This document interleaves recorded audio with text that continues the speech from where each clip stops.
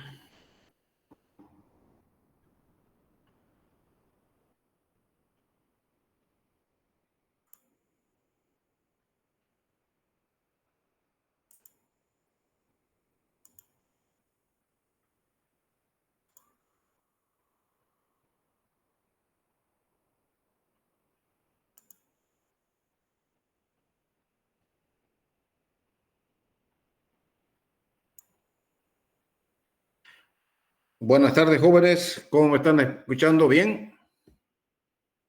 Buenas tardes, doctor. ¿Se escucha?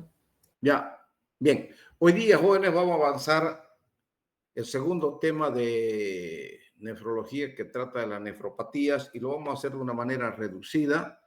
Primero porque para no complicarles la vida, para no complicarme la vida yo, para que no haya, porque son largos los temas que tienen que leer y mi intención es que se preparen mejor para este segundo parcial. Vamos a avanzar ahora las nefropatías. Vamos a hablar del síndrome nefrótico. Lo que yo les diga que no tomen en cuenta, no lo van a tomar en cuenta para el segundo parcial. Por ejemplo, esta diapositiva, sí, por supuesto, al hablar del síndrome nefrótico, que es una enfermedad glomerular que se caracteriza por el aumento de la permeabilidad de la pared capilar. Conlleva proteinuria, hipoalbuminemia, edema, hiperlipemia y lipiduria. Esto tomen en cuenta. Lo mismo que la etiología.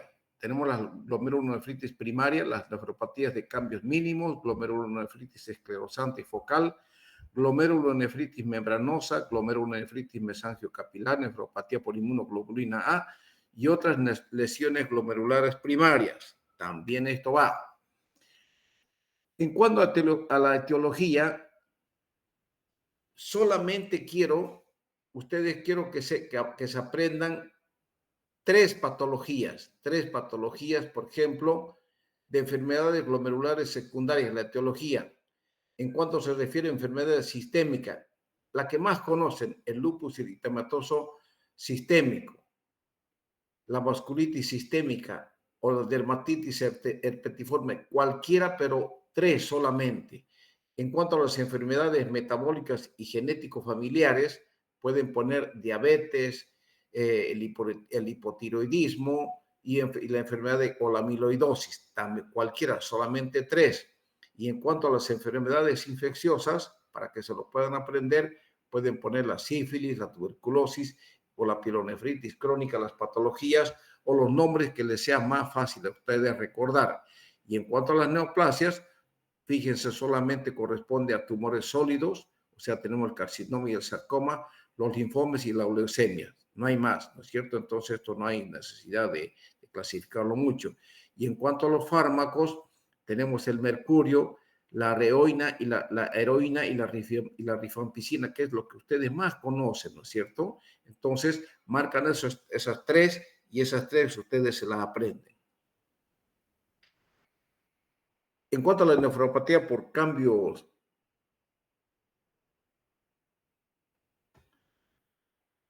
escúchenme, en cuanto a estas patologías jóvenes, se aprenden esto, no vamos a ir este, hablando en detalles de las nefropatías por cambios mínimos,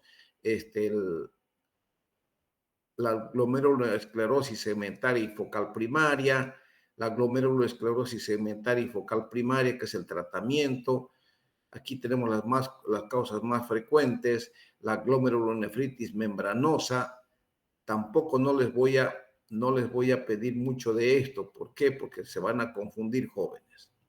La nefropatía por inmunoglobulina. Solamente quiero que se aprendan los nombres, estos nombres, que está al comienzo, vean. Nos venimos para acá y ustedes van a encontrar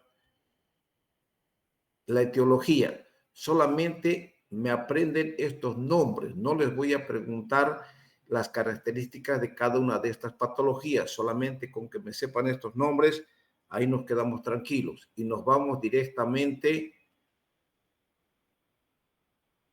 a las manifestaciones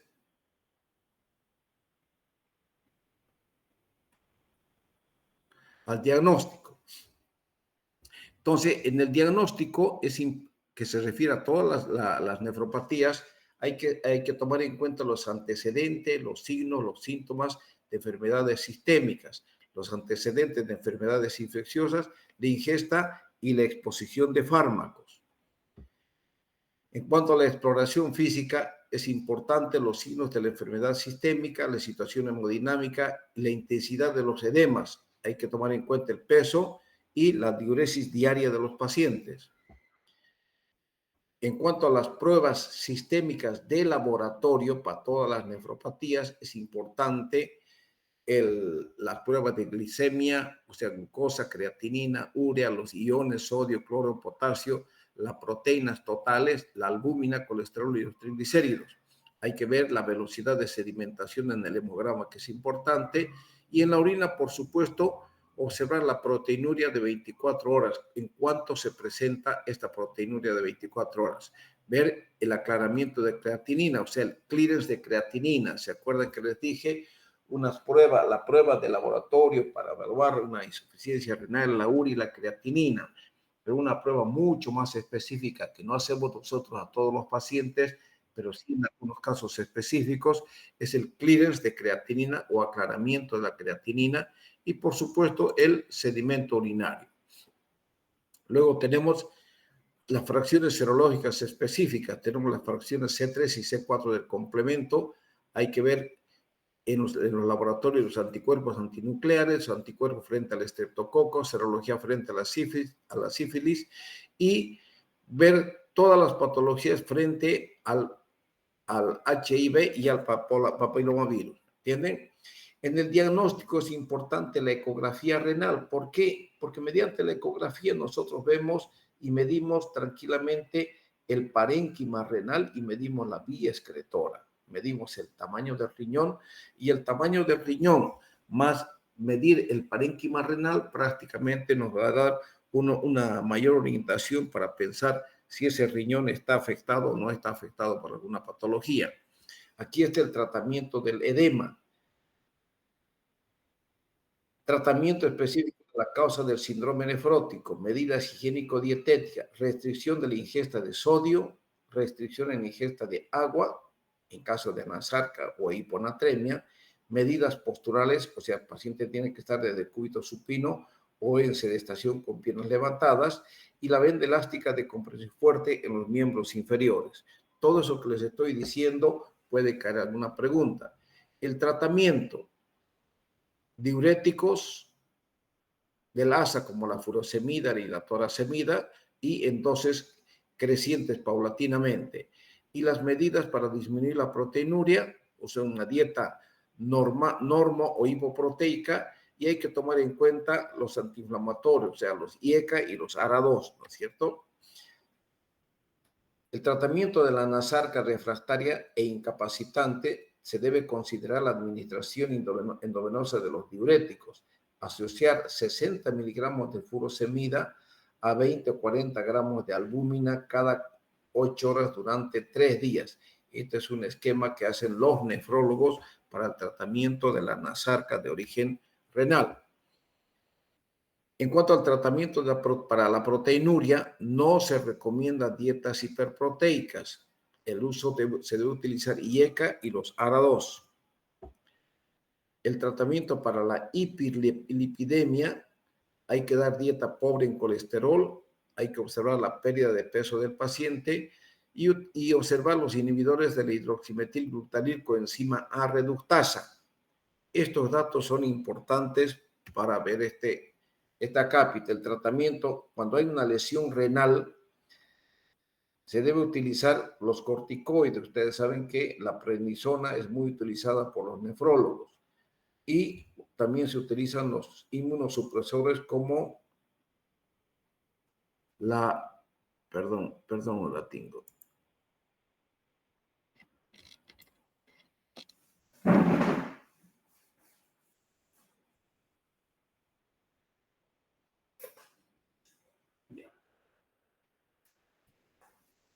Ahora sí, ya. Los inmunosupresores como la ciclofosfamida, 3 miligramos por día durante 8 semanas. Nosotros los urólogos, no, la verdad que yo no me metería a hablar sobre el uso de la ciclofosfamida porque no está dentro de mi especialidad y tampoco no tengo ninguna experiencia en el uso de este tipo de medicamento. Síndrome nefrítico. Igual, aquí está más corto, entonces el síndrome nefrítico se habla de un proceso inflamatorio agudo que afecta a los glomérulos de patogenia inmunológica inducido por infecciones bacterianas, virus o como reacción de enfermedades sistémicas. Se caracteriza por hematuria, hipertensión arterial y edema. La hematuria, fíjense, la hematuria no presenta el síndrome nefrótico, ¿no es cierto? Aquí sí existe la hematuria. Entonces, estudien comparando para que no se confundan. En cuanto a la etiología, lo mismo. Tenemos las glomerulonefritis postinfecciosas, bacteriana, viral, parasitaria y otras. Entonces, que se aprendan 2 o 3 suficiente porque yo les puedo preguntar la bacteriana estreptococo beta hemolítico del grupo A, ¿no es cierto? ¿Se acuerdan ustedes que es muy importante cuando los niños están con amigdalitis pultácea?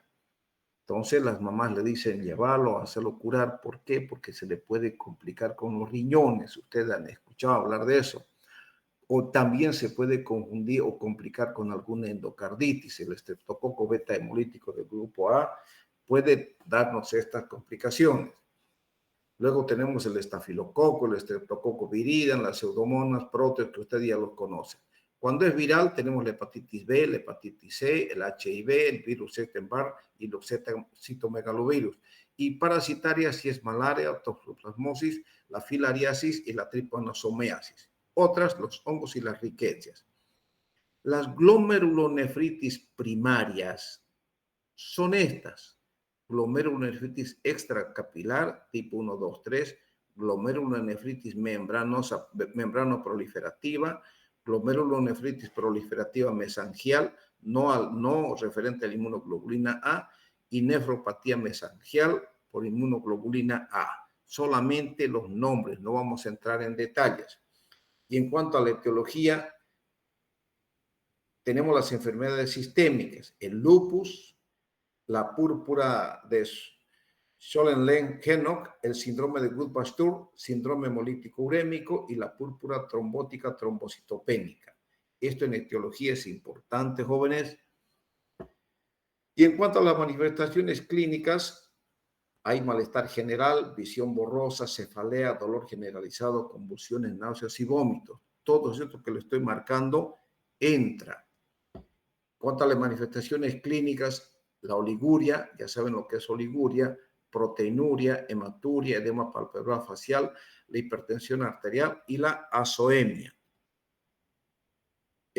Para el diagnóstico es importante la anamnesis, el examen clínico, son importantes los exámenes de laboratorio, principalmente el examen de orina, donde se debe observar el sedimento urinario y el examen bioquímico de la orina. Se debe observar la excreción urinaria de proteínas en las 24 horas. Hay que hacer un examen parcial de orina y observar el sedimento urinario en búsqueda de hematuria y aumento de proteínas.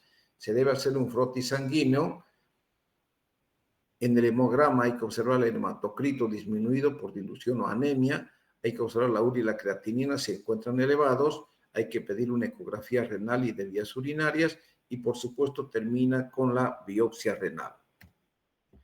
En el tratamiento se deben realizar medidas generales, dieta hiposódica estricta, restricción hídrica y el tratamiento farmacológico, la furosemida, que es el Laxix, el propanolol, y realizar una profilaxis con penicilina benzatínica. La penicilina benzatínica, ustedes saben que es de depósito, viene de 600.000, 1.200.000 y 2.400.000, ¿no es cierto? Con eso terminamos nosotros este tema.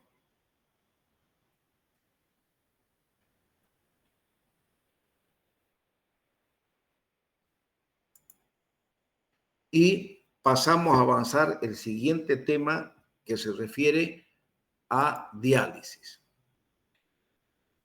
Al hablar de diálisis, es el procedimiento mediante el cual ponemos en contacto la sangre del paciente con insuficiencia renal cargada de solutos urémicos a través de una membrana semipermeable, que puede ser natural y sintética. La natural es el peritoneo y la sintética es el dializador que se utiliza en las máquinas, ¿no es cierto? Con una solución predeterminada de características fisiológicas exenta de solutos urémicos denominada solución de diálisis. O sea, las soluciones de diálisis prácticamente se utilizan aquí, por ejemplo, en el peritoneo para que entren, laven toda la sustancia tóxica y sale prácticamente a otra bolsa, ¿no?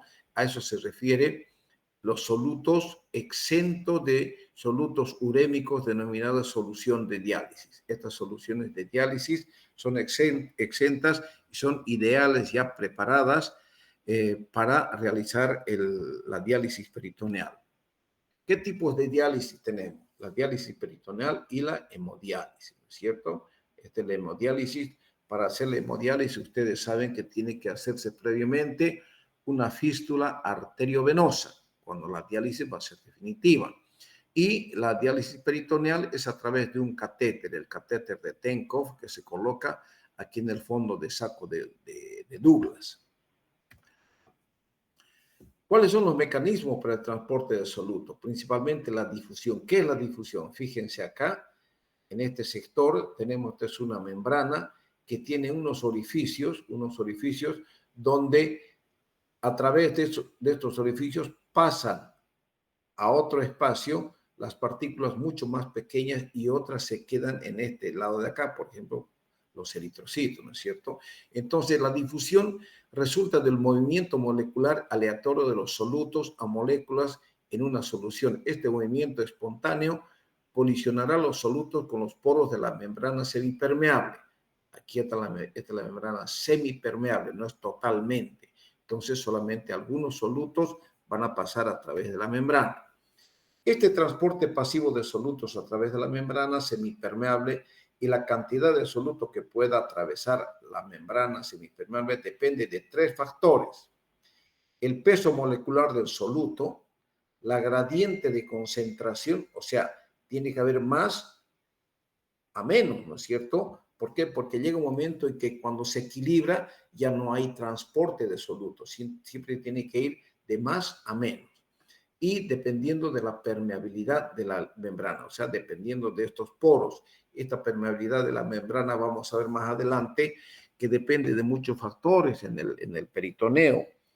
Esta permeabilidad, por ejemplo, si tenemos pacientes que han hecho radiaciones o si tenemos pacientes diabéticos o hipertensos, prácticamente esta permeabilidad de la membrana se ve alterada, como vamos a ver adelante. Aquí está. El peritoneo tiene sus variables de permeabilidad individual modificadas por la edad y por la enfermedad de base, ya sea diabetes o hipertensión arterial. La permeabilidad disminuye en todos estos pacientes, tornándose una dificultad para el transporte de solutos, ¿no es cierto? Sufre modificaciones de su permeabilidad en el curso de su empleo como membrana dializadora, que requiere una prueba de difusión peritoneal inicial para prescribir la dosis de diálisis peritoneal. ¿Qué quiere decir esto? Que previamente se debe hacer un ensayo, una prueba para ver cabalmente la gradiente de concentración, la permeabilidad de los poros de la cavidad peritoneal, del peritoneo, para que de acuerdo a eso se dosifique y se prescriba la cantidad de líquido peritoneal a ser dializado. ¿Están entendiendo, ¿no es cierto? ¿Qué es la ultrafiltración y la convección? Es el transporte de solutos y agua a través de la membrana, nuevamente aquí a través de la membrana, bajo efecto de un gradiente de presión hidrostática u osmótica. Se denomina también transporte convectivo. Ustedes saben que no es lo mismo la presión osmótica y la oncótica, ¿no es cierto? Entonces la osmótica va de más a menos, facilita el transporte. A través de los principios físicos de difusión y ultrafiltración se logra depurar el plasma urémico, reemplazando algunas de las funciones renales. Fíjense qué se logra con la diálisis. Eliminar los solutos, eliminación de líquido retenido, regulación del equilibrio ácido-base, regulación del equilibrio electrolítico, remoción de tóxicos y mediadores inflamatorios, posibilidad de aporte nutricional, pero no cumple las funciones endocrinas y metabólicas del riñón. O sea, la eritropoyetina, por ejemplo, con una diálisis nosotros no podemos esperar que el riñón enfermo, la diálisis estimule la médula ósea roja para que existan eritrocitos. No, esto nosotros hablamos anoche de la anterior clase, ¿no es cierto? Utilizando la famosa eritropoyetina, prácticamente con una que viene inyectable, con una inyección, ya sea semanal o quincenal, dependiendo de la gravedad del paciente. Entonces, su uso prácticamente ha llegado a solucionar estos cuadros de anemia importante que se presentaban en todos estos pacientes. El líquido de diálisis es la solución con la que se va a contactar la sangre del paciente urémico y la cual se van a intercambiar solutos en ambos sentidos a través de los poros de la membrana semipermeable. Fíjense, existe los líquidos, las soluciones isoosmolar, hiperosmolar al 2,5% y la hiperosmolar al 4,25%. Aquí quiere decir que tiene mayor cantidad de glucosa, porque cuando, digamos, en un edema agudo de pulmón, se ocupa estas soluciones que tienen mayor cantidad de glucosa. ¿Por qué? Porque la glucosa facilita el transporte, o la eliminación de mayor cantidad de agua, que es lo que se requiere en los pacientes con edema agudo del pulmón. No les voy a preguntar la composición de estas soluciones, pero sí que tienen que saber que existe una solución isoosmolar, hiperosmolar y la hiperosmolar que varía con la cantidad de glucosa. Esta es hipertónica y esta tiene menos cantidad de glucosa, ¿no es cierto? Por ese motivo, nada más. Ahora vean esto. El paciente urémico difundirá hacia, hacia la solución de diálisis. ¿Qué va a difundir del paciente urémico hacia la solución de diálisis? Ácidos orgánicos, potasio, fósforo, urea, creatinina, moléculas medias, agua y electrolitos. Y de la solución de diálisis difunde hacia el paciente. O sea, aquí está lo que sale del paciente y aquí está lo que le entra al paciente. Bicarbonato de sodio en la hemodiálisis, lactato en la solución de diálisis peritoneal que luego de su paso hepático se transforma en bicarbonato para corregir la acidosis metabólica, la glucosa, el calcio iónico, agua y los electrolitos. Ustedes saben, jóvenes, que es muy importante toda patología en todo paciente que tenga alguna enfermedad de base o en todos estos pacientes crónicos, mantener el equilibrio ácido-base, ¿no es cierto? Para eso juega de mucha importancia la funcionalidad de los riñones. Ya ustedes van a leer un poquito más adelante. La diálisis peritoneal. La diálisis peritoneal es una técnica por la cual se lleva a cabo la eliminación de desechos y exceso de líquido mediante revestimiento abdominal, llamada peritoneo, que es la que se utiliza como filtro. La difusión puede imaginarse como el intercambio de solutos, o sea, las toxinas, entre dos soluciones separadas, una de ellas la sangre y la otra la solución de diálisis por la membrana semipermeable, o sea, la membrana peritoneal. O sea, se llena de líquido de solución de diálisis la cavidad peritoneal y a través del peritoneo se produce este intercambio de sustancias tóxicas que vienen de nuestro cuerpo, pasan y entran a la cavidad peritoneal y la solución de diálisis que se inyecta, que se coloca en la cavidad peritoneal, prácticamente atraviesa el torrente sanguíneo liberándolo de las sustancias tóxicas. Eso lógicamente se realiza a través de una máquina dializadora que vamos a ver un poquito más adelante. La ultrafiltración se refiere al movimiento de agua a través de una membrana regido por un gradiente osmótico, en este caso la glucosa de la solución de diálisis. Vean, la glucosa es muy importante en esta solución de diálisis. Cuanto mayor glucosa tenga, o sea, estamos hablando de una glucosa hipertónica, ¿no es cierto?, facilita mayormente y facilita más la eliminación de agua.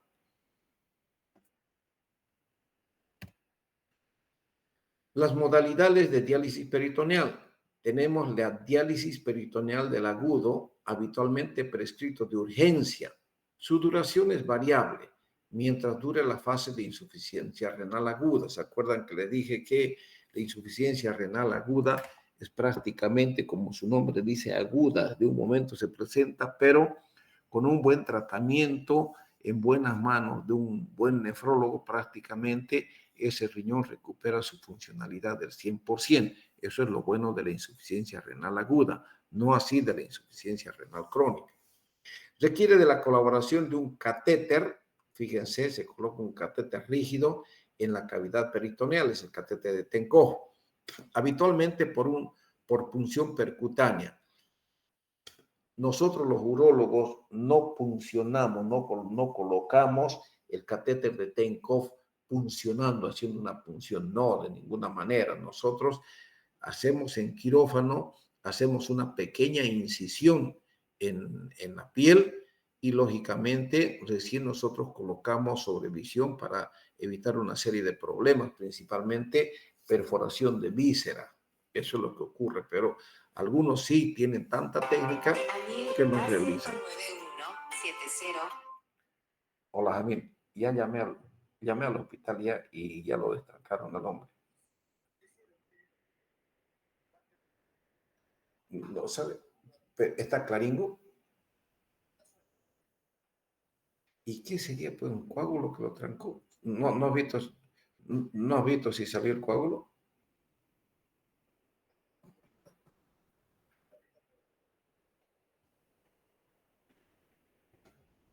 ¿Y a cuánto está el goteo?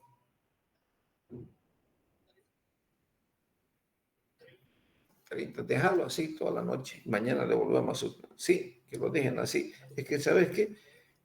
Sí, que se compre suero y yo le voy a... Y mañana yo tempranito le voy a suspender la irrigación y lo voy a ver a las 2. Si a las 2 está Claringa, ya se la quitamos la zona. Ya entonces, que vaya despacingo ahí para que no nos friegue toda la noche. ¿Listo? Ya. Listo, nos vemos mañana. Gracias, ya te chao, chao. Van a disculpar, joven, hay un pacientito medio delicado.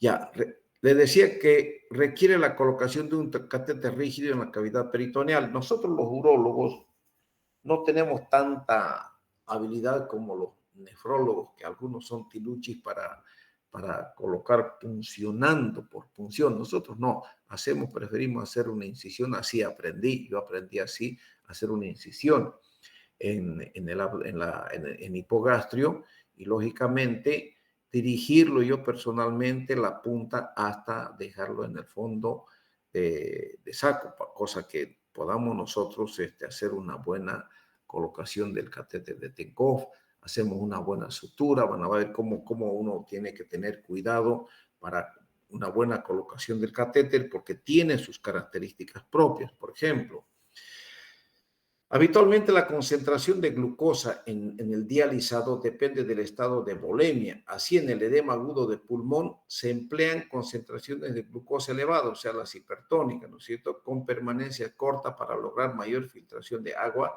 y salir del cuadro de hipervolemia. El estado de uremia requeriría permanencias mayores a 4 horas y emplear volúmenes mayores a 2000 ml y concentración isotónica de 1,5%. ¿Qué quiere decir esto? Fíjense, en la diálisis peritoneal crónica se realiza la diálisis peritoneal contigua ambulatoria.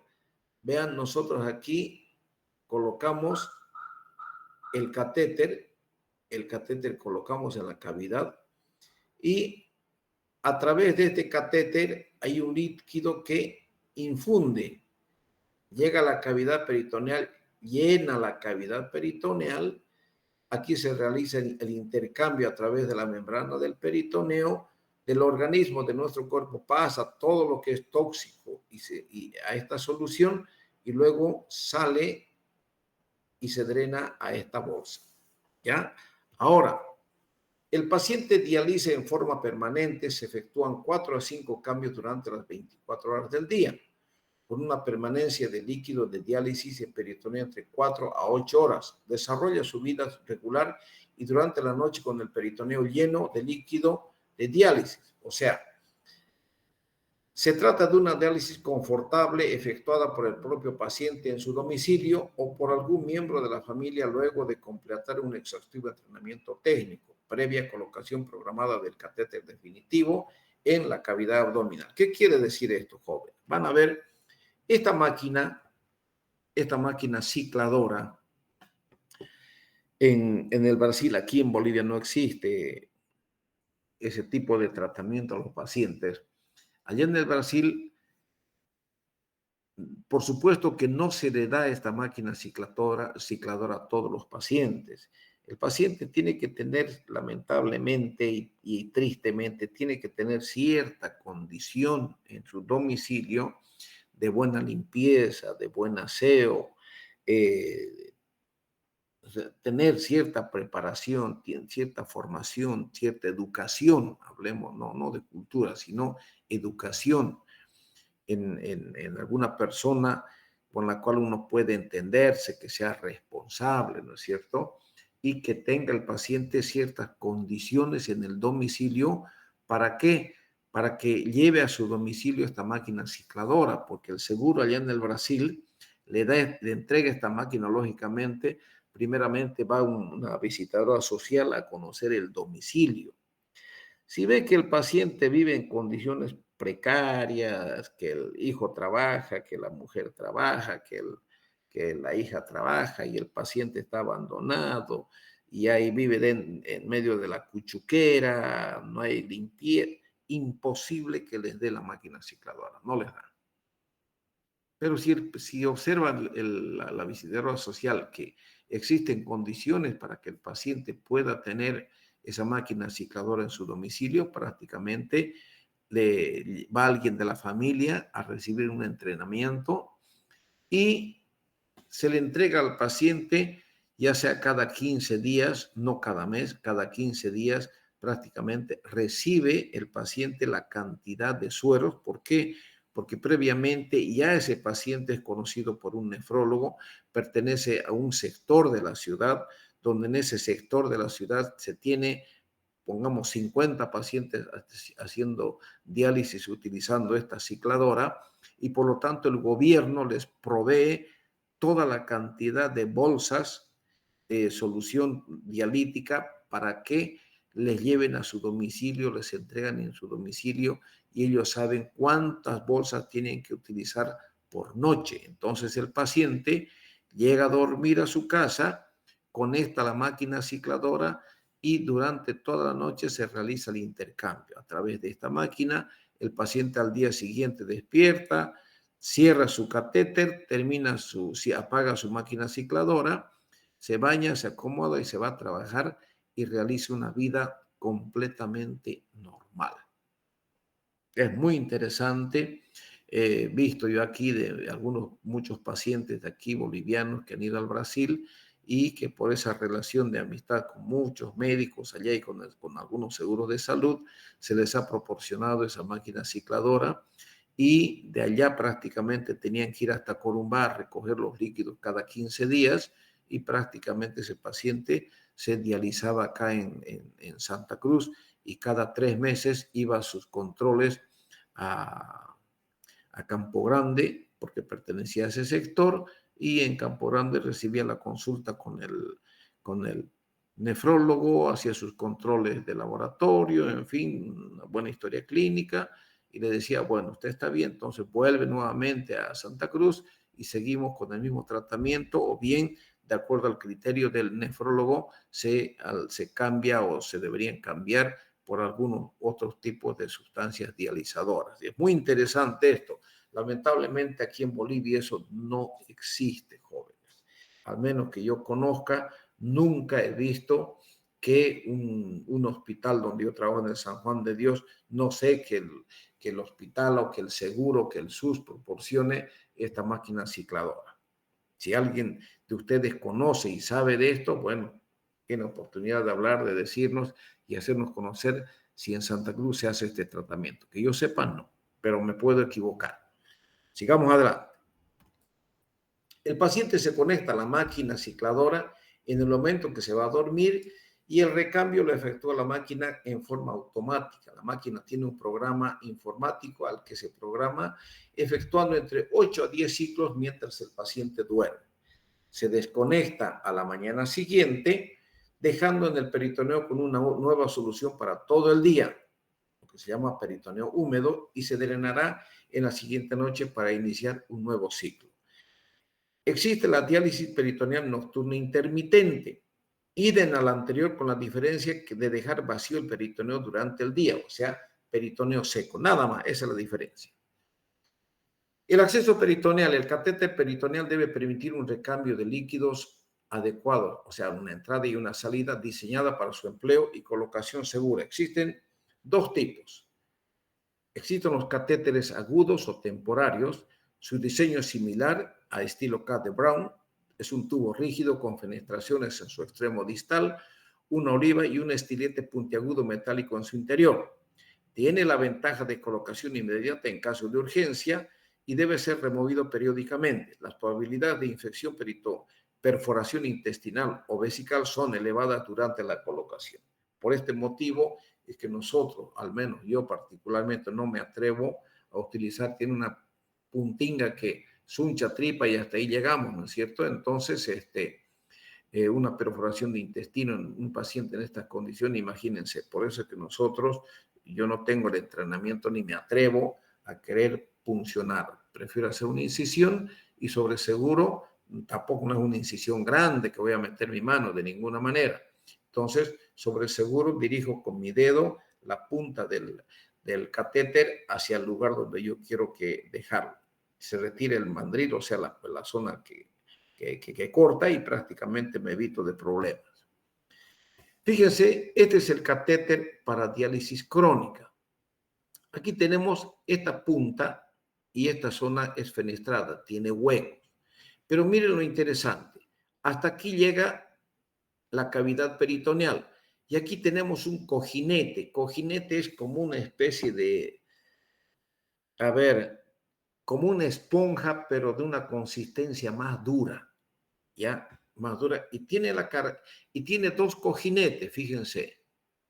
Un cojinete está dentro de la cavidad peritoneal, hasta aquí llega la cavidad peritoneal, y otro cojinete está en el tejido celular subcutáneo, o sea, debajingo de la piel.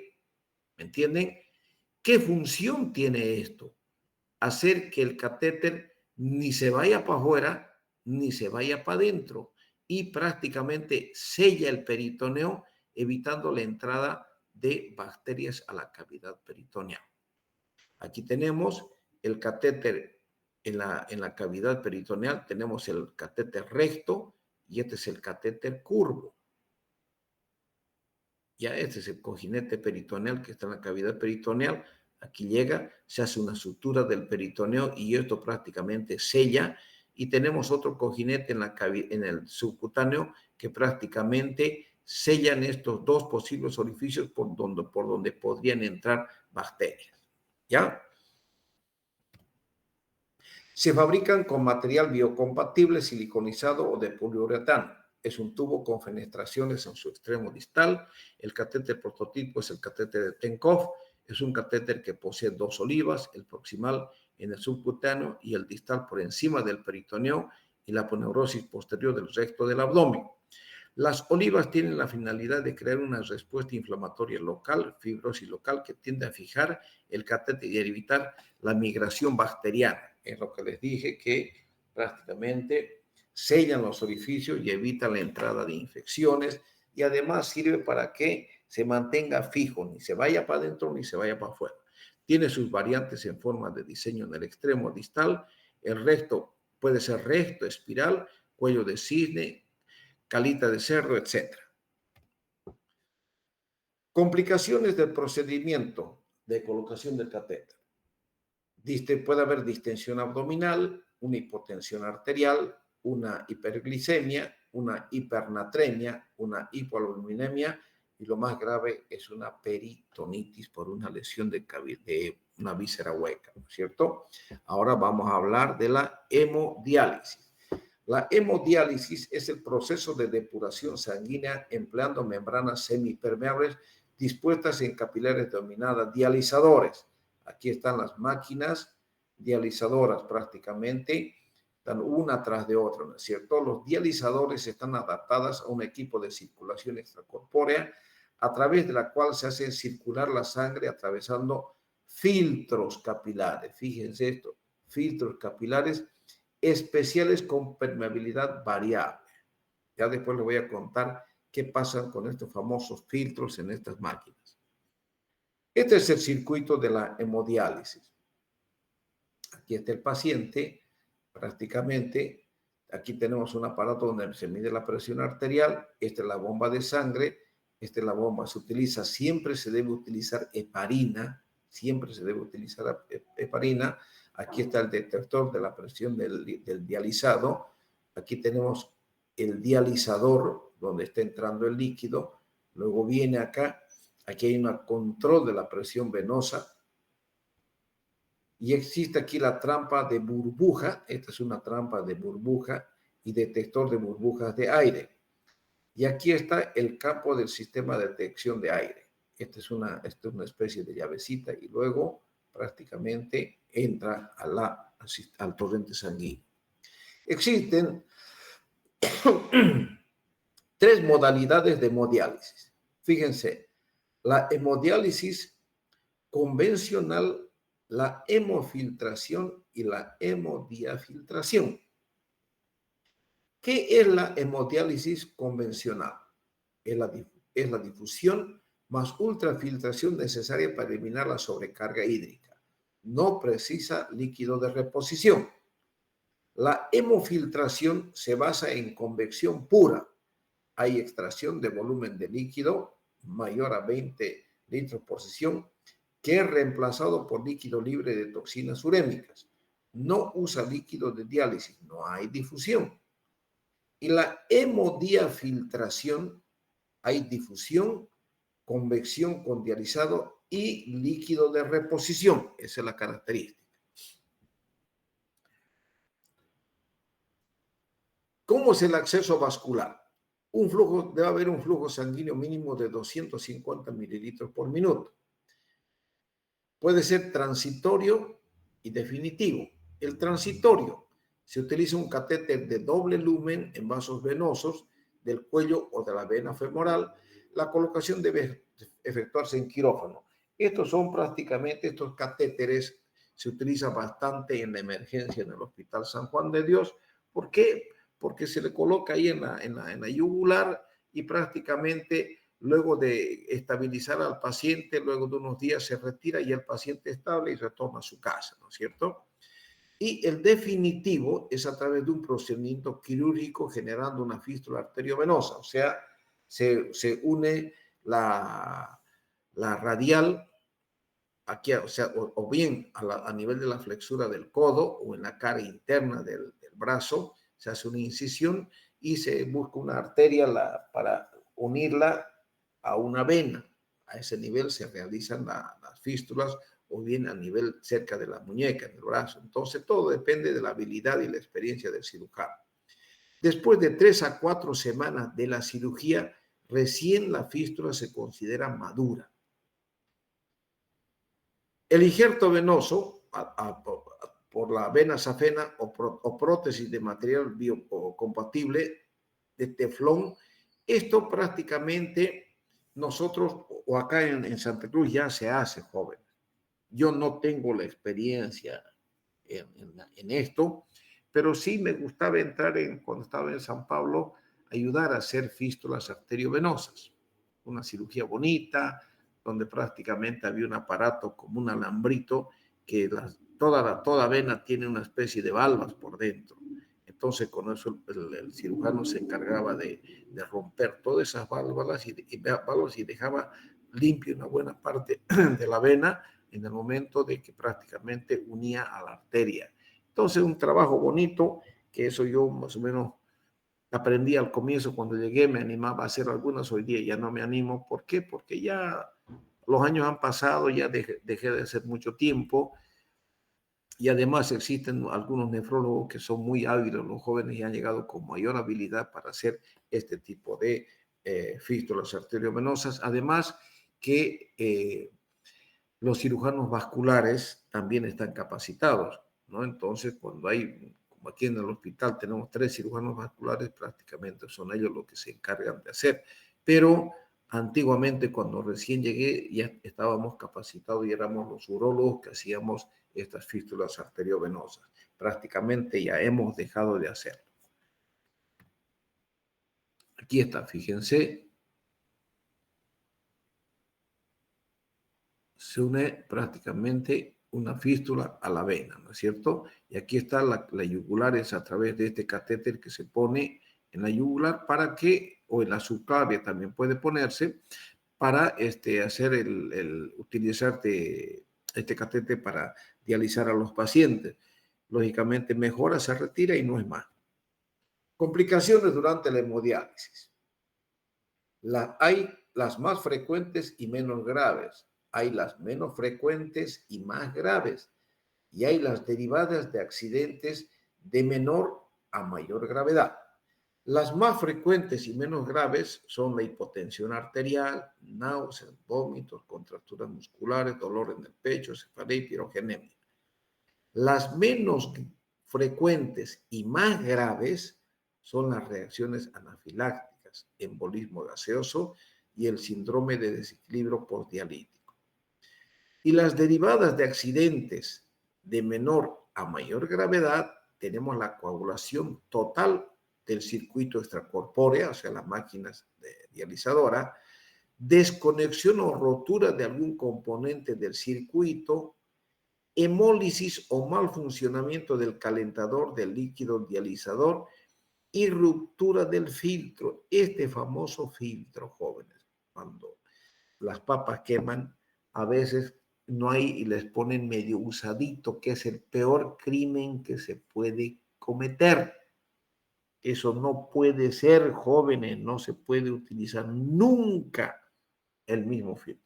Pero disque hay situaciones en que algunos usan. No lo he visto, he escuchado las complicaciones por nada más que volver a utilizar los filtros que no se deberían volver a utilizar, pero bueno, no son nuestra responsabilidad, pero ustedes ya saben que puede haber. Después de la hemodiálisis puede haber hipotensión arterial, puede haber un síndrome de desequilibrio, se siente mal el paciente con dolor una cefalea, aumento de la presión arterial, puede haber vómitos y convulsiones, pueden presentar calambres, cefaleas y haber insomnio o inversión del ritmo del sueño. ¿Qué aspectos se deben tomar en cuenta sobre la nutrición de estos pacientes? Generalmente la dieta se basará en la disminución de sodio, potasio, proteínas y agua en estos pacientes. Tienen que prácticamente hacer un cálculo exacto y perfecto de lo que el paciente tiene que consumir en el día. Esto está en manos prácticamente de los nefrólogos, no en nosotros. Bueno, con eso terminamos diálisis y el día sábado vamos a hablar de trasplante renal. También el día sábado yo les voy a dar ya prácticamente la división, cómo vamos a dividir. Sí, yo creo que hasta el sábado o hasta el martes, porque yo también tengo que dar examen de mi segundo módulo, estoy preparándome para dar el examen y la verdad que ando con poco tiempo. Pero de todas maneras, si no es hasta el sábado, hasta el martes ustedes ya van a tener de los puntos, los acápites que tienen que dar los subtítulos, que los voy a dividir, ya les dije, en 4 bolillas para que ustedes estudien el tema de vejiga neurogénica. Entonces, el día sábado, una buena hora para pasar diálisis, ¿le parece bien a las 4 de la tarde o a las 3 de la tarde? Bien, ya, 3 de la tarde entonces, ¿ya? Entonces yo ya lo citaré a través de su compañero y hacemos la clase a las 3 de la tarde. Que Dios les bendiga, se me cuidan, hasta luego, jóvenes. Hasta Una, luego, doctor. Muchas gracias. una recomendación, para que no se queden afuera, hay que ser puntuales. Ustedes saben que yo soy puntual y a esa hora, por respeto, comenzamos la clase a una hora puntual. ¿Está bien? Hasta luego, jóvenes.